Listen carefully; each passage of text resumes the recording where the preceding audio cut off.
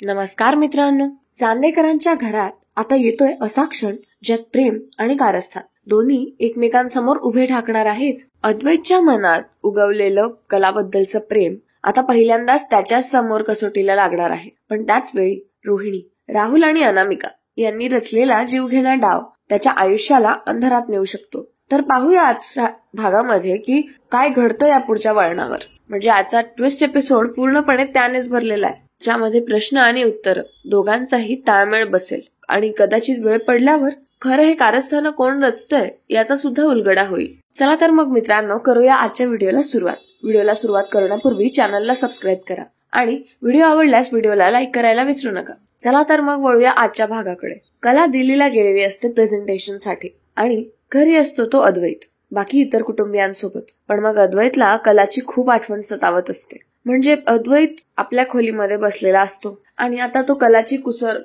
कुसर बघत असतो. म्हणजे कलाने बनवलेले स्केचेस, कलाने बनवलेल्या मूर्त्या, त्या दोघांचे फोटोजवर फोटोज बघून झाल्यानंतर, म्हणजे फोनवर फोटोज बघून झाल्यानंतर तो हळूहळू कलाचे स्केचेस बघतो. मग तिच्या मूर्त्यांकडे बघू लागतो आणि तिची सुबक कलाकृती बघू लागतो, म्हणजे कलाची. त्याचबरोबर आता फोनमध्ये कलाने फोटो सुद्धा टाकलेले असतात त्याला, त्यांचे जुने तिला सापडलेले. सो आता अद्वैत ते पण बघत असतो आणि त्याला विलक्षण कौतुक वाटत असतं. त्याला म्हणजे जे फोटोज ते बघतो त्या क्षणांची त्याला आठवण होते, त्या मेमरीज त्याला रिकॉल होतात आणि ते बघितल्यामुळे त्याला आणखीनच कलाच्या आठवणी ट्रिगर होत असतात. त्याला इतकी आठवण येते कलाची की त्याला म्हणजे कळतच नसतं की आता या सगळ्या गोष्टींवर रिॲक्ट कसं करायचं असतं. कारण त्याला माहीतच नव्हतं की कदाचित याला प्रेम म्हणतात. त्याने हे मान्य तर केलेलं असतं की मला खरेची आठवण येते, पण त्याला अजून हेच कळत नसतं की नेमकं हे का होतंय. आठवण येते ठीक आहे, पण हिची एवढी सवय आहे का मला की मला हिची एवढी आठवण येते. असं तर नाही ना की मी प्रेमात पडलोय. पण प्रेमात पडतात कसं असा प्रश्न अद्वैतला असतो. तेव्हा आता अद्वैत स्वतःशीच म्हणतो की का बरं तिची आठवण इतकी तीव्र वाटते मला. तिचं हसू, तिचं बोलणं, का हे सगळं माझ्या मनात कोरलं जातंय. हेच का प्रेम, ज्याला ही लोक एवढं डोक्यावर बसवून ठेवतात, याला प्रेम म्हणतात का, असा आता प्रश्न अद्वैतला पडत असतो. आता अद्वैत अगदी हळू आवाजात म्हणतो, मी खरंच खरेवर प्रेम करायला लागलोय का. नाही म्हणजे एकाएकी आठवण येणं, तिचे फोटोज बघून हसत बसणं, याचा अर्थ असा तर होत नाही ना की मी खरंच. नाही, मी अद्वैत चांदेकर आहे, मी कशाला तिच्या प्रेमात पडू. पण ही लक्षणं तर तीच आहे. मी खरंच कलावर प्रेम करायला लागलोय का, असं आता अद्वैत स्वतःशीच बोलत असतो. कारण त्याला कळायलाच मार्ग नसतो की नक्की चाललेलं काय आहे त्याच्यासोबत. सो आता ह्या गोष्टी त्याला कंटिन्यू त्रास देत असतात. त्यानंतर संध्याकाळी आता हॉलमध्ये सर्व बसलेले असतात आणि अद्वैत एकटा त्याच्या खोलीत असतो. आता संध्याकाळी हळूहळू सगळे गप्पा करण्यासाठी जमतात, चर्चा करण्यासाठी जमतात आणि आता म्हणजे सगळेजण असतात खाली. सरोज, रजनी, आबासाहेब यांची चर्चा चाललेली असते. रजनी म्हणते की मला काय वाटतं आबासाहेब, अद्वैतच्या मनात काहीतरी चाललेलं आहे. तेव्हा आबासाहेब म्हणतात म्हणजे काय झालं, अस्वस्थ आहे का तो. तेव्हा आता लगेच रजनी म्हणते की नाही आबासाहेब, मला तसं नाही म्हणायचंय. त्याच्या मनात काहीतरी चाललंय, म्हणजे कलाबद्दल. तो सारखं कलाबद्दलच्या गोष्टी करत असतो. कला मला किचन मध्ये मदत करते तर तो पण मला मदत करायला येतो किचन मध्ये. म्हणजे कलाच्या गैरहजेरीमध्ये तो तिची उणीव भरून काढतो. असं म्हणजे घरामध्ये त्याला आठवण येते, मग इतरांना येऊ नये त्यासाठी तो पूर्ण प्रयत्न करतो. तो स्वतः कला व्हायचा प्रयत्न करतोय. आता असं रजनी हसत आबासाहेबांना सांगते. तेव्हा आबासाहेब म्हणतात की तुला कळतो का मग याचा अर्थ काय होतोय ते. तेव्हा रजनी म्हणते हो अगदीच, पण अहो हे त्याला नाही कळत आहे ना. त्याच्या मनात जे चाललंय ते आपल्याला कळून गेलं, पण ते त्यालाच कळत नाहीये. हे केवढं मोठं दुर्दैव आहे, याला आपण तरी काय करणार. तेव्हा आबासाहेब म्हणतात की हो ते पण आहे. आणि रजनी इतकेत म्हणते की आणि हो आणखीन एक गोष्ट, या सगळ्या गोष्टी तो घडवून आणतोय. अचानक तिचे म्हणजे तिच्या जागी मदत करणं, तिचे सगळे कामं करणं, तिची उणीव भरून काढणं, त्यानंतर स्वतःसाठी तो फोटोज वगैरे बघतोय तिचे, अचानक तिच्या आठवणींमध्ये रमून जाणं, या गोष्टी वाटतात की तितक्या सोप्या नाहीये. आणि एवढं सगळं होऊन तो स्वतःच मान्य करत नाहीये आणि ही गोष्ट विलक्षण आहे. तो स्वतः ऍग्री करत नाहीये की हे सगळं तो मुद्दाम करतोय किंवा हे सगळं तो कलाच्या आठवणीत करतोय. ठीक आहे, आता त्या दिवशी तो बोलून गेला मला की त्याला कलाची आठवण येते असं, पण त्याला हे कळत नाहीये की हे आठवण येणं किंवा आपल्या एखाद्या व्यक्तीला खूप मिस करणं याला प्रेम म्हणतात. त्याच व्यक्तीच्या गप्पा करणं, त्या व्यक्तीचे अक्षरशः फोटो बघणं, त्या व्यक्तीमध्ये आपलं अख्खं विश्व हरपून जाणं, यालाच तर प्रेम म्हणतात. आणि तो हे मान्य करायलाच तयार नाहीये. तेव्हा आता सरोज म्हणते की ही गोष्ट तर मी पण नोटीस करतेय, मला तर कळायलाच मार्ग नाही की नक्की काय चाललंय आणि काय करायचं काय या सिच्युएशनवर. मग आता मला तरी असं वाटतं की आपल्याला त्याला मदत करावी लागेल.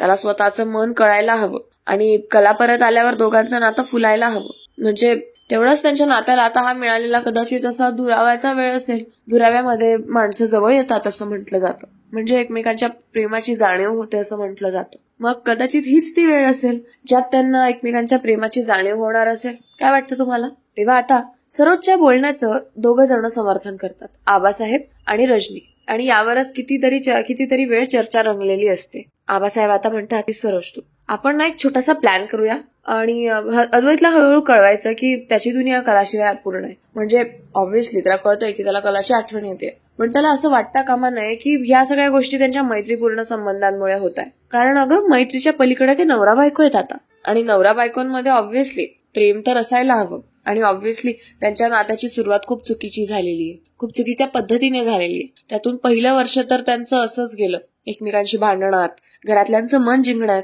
म्हणजे सगळ्या गोष्टी त्यातच गेल्या. मग अद्वैतने खरे कुटुंबाचं मन जिंकणं असू दे किंवा कलाने चांदेकर कुटुंबाचं मन जिंकणं असू दे, सरोज तिने तुझं सुद्धा एवढ्या गेल्या 1.5-2 वर्षांमध्ये मन जिंकलेलं आहे. त्यामुळे त्यांचं पहिलं वर्ष त्यातच गेलं, एकमेकांचं मन राखणं, एकमेकांच्या कुटुंबियांचं मन राखणं, एकमेकांच्या कुटुंबियांची काळजी घेणं, यातच तर त्यांचं पहिलं वर्ष गेलं. आता मला असं वाटतं की पुढचे दिवस त्या दोघांचेही असावेत. किती पण काही पण झालं तरी ते दोघंही नवरा बायको आहेत आणि त्यांचा सुद्धा आता एकमेकांसाठी काहीतरी राईट आहे. त्यामुळे आपण आता मध्ये मध्ये बोलणं बंद करावं लागेल असं मला वाटतं, आणि तेच योग्य आहे. तेव्हा सरोज म्हणते, हो आबासाहेब, मला पटतंय तुमचं म्हणणं. पहिलं वर्ष खरंच खूप विचित्र गेलं या घरामध्ये. अचानक नैनाचं चुकीचं वागणं, कलाचं तिला सांभाळून घेणं किंवा तिचं कलावर आरोप करणं आणि आपण सगळ्यांनी कलाला बोलणं. किती आरोप झाले ना कलावर, म्हणजे अगदी चोरीचा सुद्धा आरोप झाला तिच्यावर. किती काय काय बोलण्यात आलं तिला, म्हणजे अक्षरशः तिच्या माहेरच्या माणसांबद्दल सुद्धा बोलण्यात आलं, पण कलाने कधी उलट उत्तर नाही दिलं. कलाने तिची बाजू सावरून घेतली. कलाने तिला स्वतःला कायम प्रूफ केलं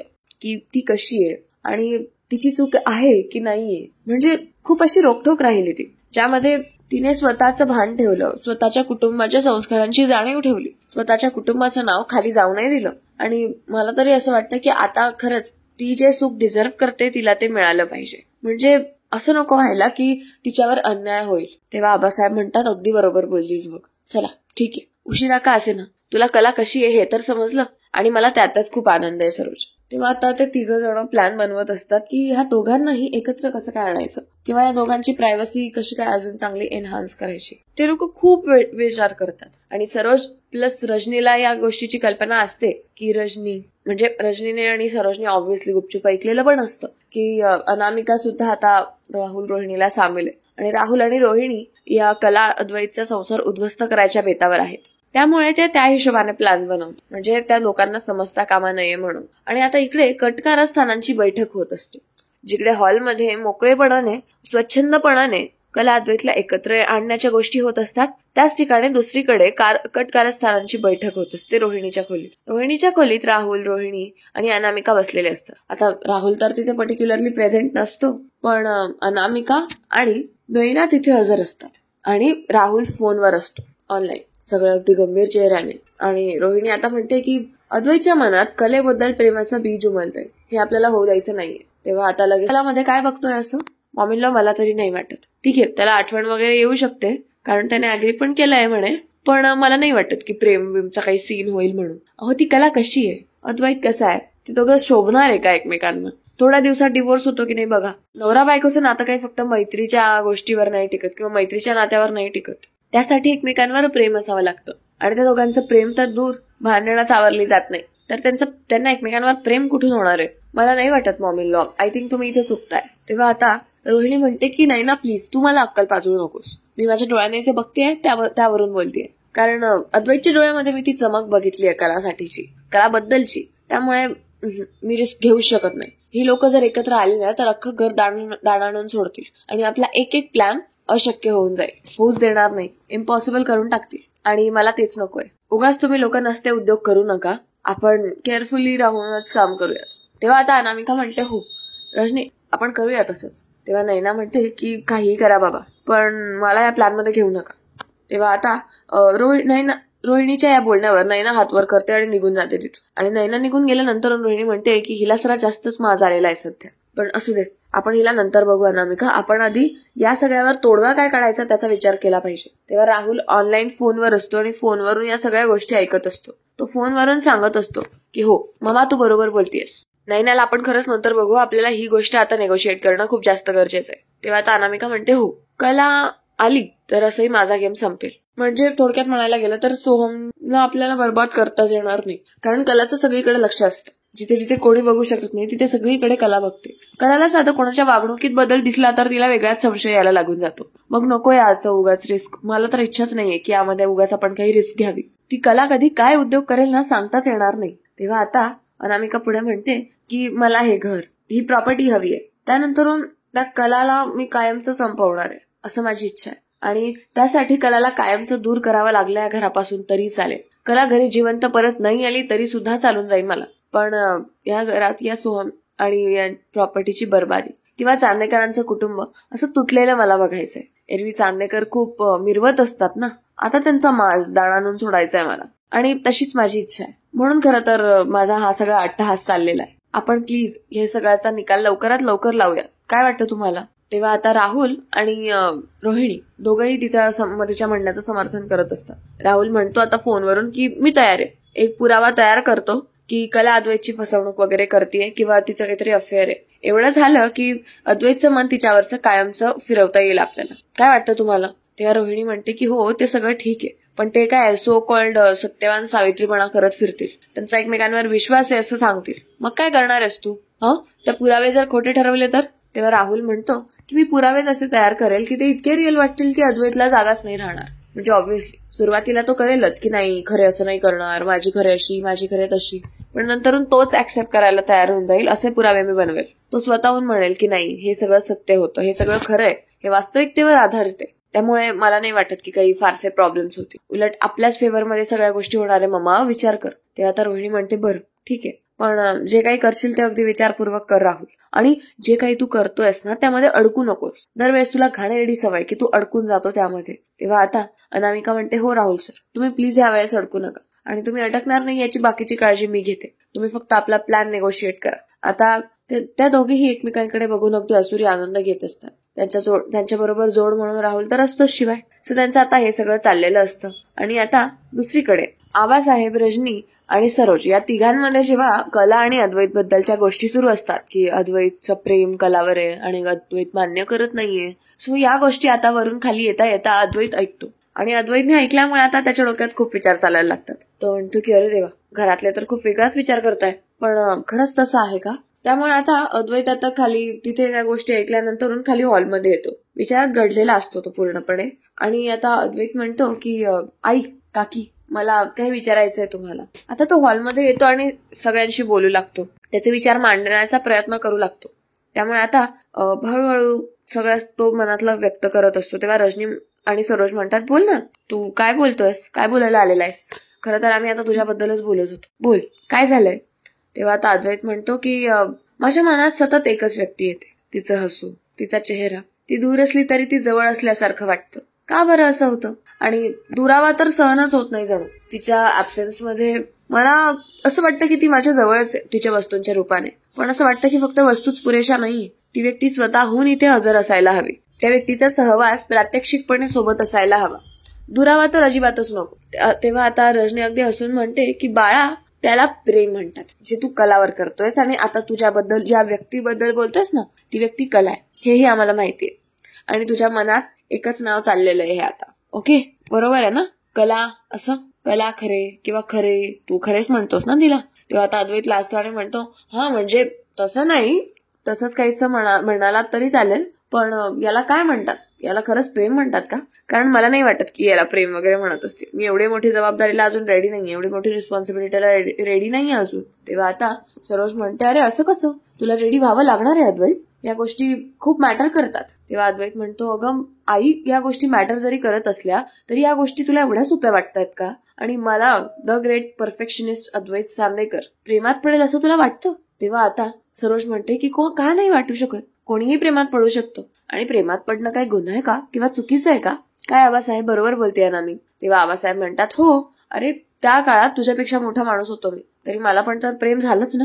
प्रेम होणं काही कमीपणाची गोष्ट नाहीये, ही तर उलट खूप अशी मिरवण्यासारखी गोष्ट आहे. तू उलट त्या गोष्टीचा अभिमान बाळगला पाहिजे. आणि हे काय, तू तर काहीतरी वेगळंच चाललंय तुझं. तेव्हा आता अद्वैत म्हणतो, तसं नाही, तुम्हाला कळत नाहीये माझ्या मनातल्या भावना काय चाललंय ते. त्याच्या डोळ्यात भावुकपणा असतो. तेव्हा आता अद्वैत अगदी हळू आवाजात म्हणतो की म्हणजे हो, कदाचित मला ती आवडते खरंच, पण आवडणं आणि प्रेम यामध्ये फरक असू शकतो ना. तेव्हा आबासाहेब म्हणतात, अरे अद्वैत, तुला ती व्यक्ती आवडते याचा अर्थ असा झाला असता की तुला त्या व्यक्तीची आठवण येते. पण तू बोललास की प्रत्येक ठिकाणी तुला तीच दिसते, बरोबर. त्या व्यक्तीच्या वस्तूंच्या थ्रू तू त्या व्यक्तीला आठवतोय, वस्तूंच्या मार्फत. आणि असं वाटतंय की त्या व्यक्तीचा सहवास असावा.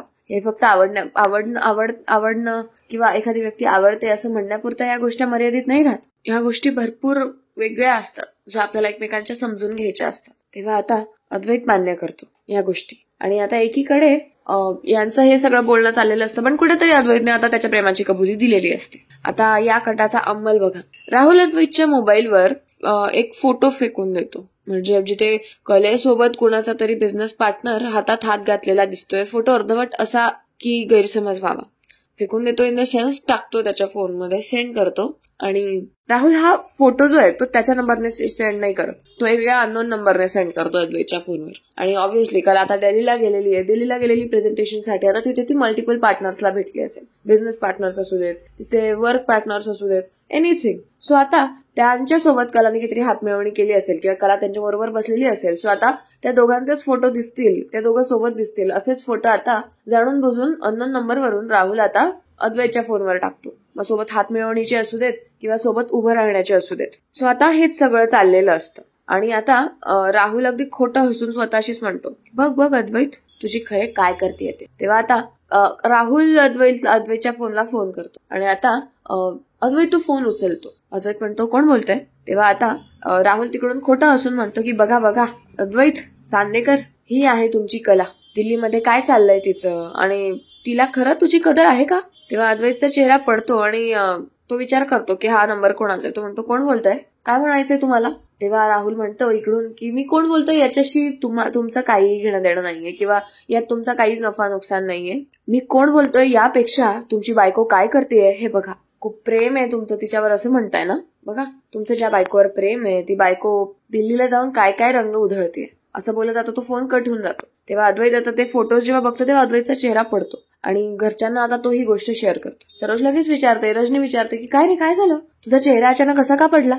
तेव्हा आता त्याचे फोटोज असतात, ते फोटोज आता अद्वैत त्या सगळ्यांना दाखवतो हॉलमध्ये. तेव्हा आता सगळेजण म्हणजे घरच्यांना सुद्धा आता त्यांना चिंता व्हायला लागते. ते म्हणतात, हे काय आहे. नाही, बिझनेस पार्टनर असेल किंवा एखादी मित्र असू शकतो. आपली कला असं कधीच नाही करणार. आणि तुला हे फोटोज, हा कॉल अननोन नंबरवरून आलाय अद्वैत, त्यामुळे विश्वास ठेवायचा आहे की नाही हे तुझ्यावर आहे. तेव्हा आता अद्वैत म्हणतो, हो आबासाहेब, मला विश्वास तर आहे, पण हो डगमगल्यासारखं होतं ना असं जर काही झालं तर. तितक्यात आता त्यावेळी कलाचा व्हिडिओ कॉल येतो. तिथलं एक काहीतरी एक्झिबिशन असतं, ज्या एक्झिबिशन मध्ये कलाला काहीतरी दाखवायचं असतं अद्वैतला. म्हणजे त्या दोघांच्या गप्पा गोष्टी एरवी होत असतात. सो तिथे मोगऱ्याच्या फुलांचं काहीतरी असं छान केलेलं असतं तयार. सो आता कलाला ते अद्वैतला दाखवायचं असतं. त्यामुळे कला आता व्हिडिओ कॉल करतो आणि तो व्हिडिओ कॉल जो आलेला असतो त्याकडे आता सगळ्यांचं लक्ष जातं. तेव्हा आता कलाचा फोन जो व्हिडिओ कॉल वगैरे आहे तो आता अद्वैत फोन उचलतो आणि आता कला तिकडून फोनवरून म्हणते की चांदेकर, मला बघ, हे तुला एक्झिबिशन मधलं हे पेंटिंग दाखवायचं होतं, कसं वाटलं. तेव्हा आता अद्वैत ते बघतो आणि त्याच्या जीवात जीव येतो. तो म्हणतो, छान आहे, पण त्याचा आवाज पडलेला येतो. तेव्हा कला आता सांगते की चांदेकर, मला तुझ्याशी खूप महत्वाचं बोलायचंय. एक गोष्ट तुला सांगायची. मी ना तुझ्यासाठी माझ्या प्रेझेंटेशन मध्ये खास एक डिझाईन तयार केलेलं आहे. म्हणजे ऑब्व्हियसली तुला ते नक्कीच आवडेल. तेव्हा अद्वैत म्हणतो, हो का, कसं आहे, दाखव बरं. तेव्हा आता कला ते दाखवू लागते. तेव्हा अद्वैत म्हणतो, अगं कशाला करत बसलीस, तुला तिथे काय कमी कामं पुरताय का. तेव्हा आता कला म्हणते, अरे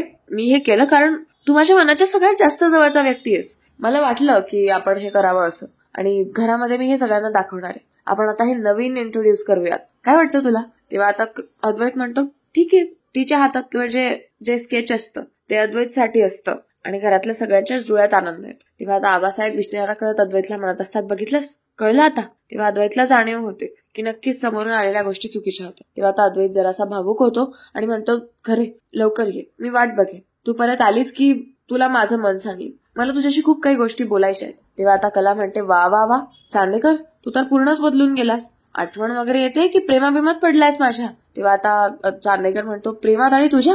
हा, तू ये, मग तुला सांगतो काय काय झालंय ते. तेव्हा कला म्हणते, बरं ठीक आहे, चल मी बोलते तुझ्याशी. कलाने तिथलं सगळं वातावरण दाखवलेलं असतं. कला जिथे स्टेला असते कलाने त्या सुद्धा सगळ्या गोष्टी दाखवलेल्या असतात.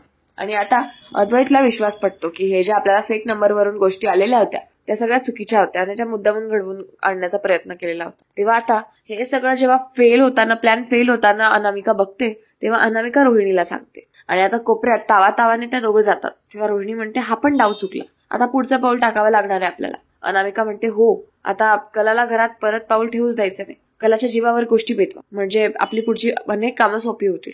आणि आता ती लोक पुढच्या नावाची तयारी आखू लागतात. मित्रांनो, अद्वैतच्या मनात आता प्रेमाची कबुली उमललेली आहे. कला त्याच्या आयुष्यात नवी सकाळ होणार आहे. पण दुसरीकडे राहुल, रोहिणी आणि अनामिका यांनी अजून नवा जीव घेणा डाव रचलाय. पुढच्या भागात आपल्याला बघायला मिळेल की हा डाव अद्वैत कलाच्या नात्याला तोडतो की या प्रेमाची ताकद सगळ्या अडचणींवर मात करते. म्हणजे थोडक्यात आणखी रंजक एपिसोड्स बघण्यासाठी चॅनलला सबस्क्राईब करा, म्हणजे तुम्हाला आमच्या चॅनलचे डेली अपडेट्स मिळत राहतील. व्हिडिओला लाईक करा, चॅनलला सबस्क्राईब करा. त्याचबरोबर आजचा व्हिडिओ कसा वाटला हे कमेंट्समध्ये सांगायला विसरू नका. त्याचबरोबर माझा आवडता भाग कमेंट सेक्शन. कालच्या व्हिडिओला खूप छान छान कमेंट्स आलेले आहेत आणि तुमच्या भरभरून दिलेल्या प्रेमाबद्दल खरंच मनापासून आभार. आता आज मी ज्यांच्या छान छान कमेंट्स आलेल्या आहेत, ज्या मला आवडल्या आहेत, त्यांची नावं अनाऊन्स करणार आहे. आणि त्यातून पहिले नाव आहे शुभांगी बडेकर. त्यानंतर आहेत आपले रेग्युलर व्ह्यूअर आणि कमेंटर आनंद केसवानी. त्यानंतर आहेत वैभव कुष्टे, राजाराम भगत, धनश्री माने, विजया काटे, ओके. त्यानंतर अंकुश बाविस्कर, त्यानंतर शुभांगी बडेकर, धनश्री माने, ओके, गोगावच्या त्या आहेत. आणि त्यांचं असं म्हणणं आहे की कलाशिवाय मालिका अपूर्ण आहे, कलाने लवकरात लवकर परत यावं. ओके, खूप छान छान कमेंट्स आलेल्या आहेत. तर मित्रांनो, वेळ झाली आता इथे थांबण्याची. मी आता इथेच माझ्या वाणीला पूर्णविराम देत व्हिडिओचा एंड करते. भेटूया पुढच्या व्हिडिओमध्ये लवकरच. तोपर्यंत धन्यवाद.